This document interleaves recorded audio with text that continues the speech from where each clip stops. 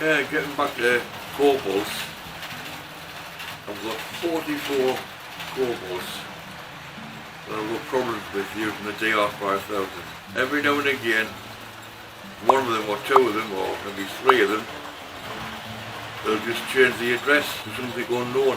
Been in touch with DCCconcepts. They said there's a problem with the orange terminals, so they've replaced them all, 44 of them, free of charge. They work for about 2 months, and I started having collisions with trains. I couldn't understand it. When I checked it out again, Cobalt lost its address. Couldn't believe it. So I tried to eliminate the problem myself.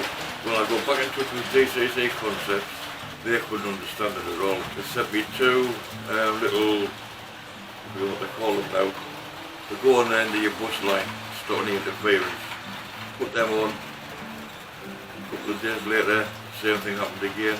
So I'm trying to do a bit of investigation myself. I changed the transformers for the power packs for the DR5000 and the booster. Still the same. You can be sitting, no train running, just have train controllers standing idle. And all of a sudden, the point will change and you think, believe that? There's no trains running or anything. And the point changes by itself. And obviously the trains go the wrong direction and all hell explodes. Like, if anybody's got any suggestions out there, please put them in the comments below. Anyway, look on Cobalt.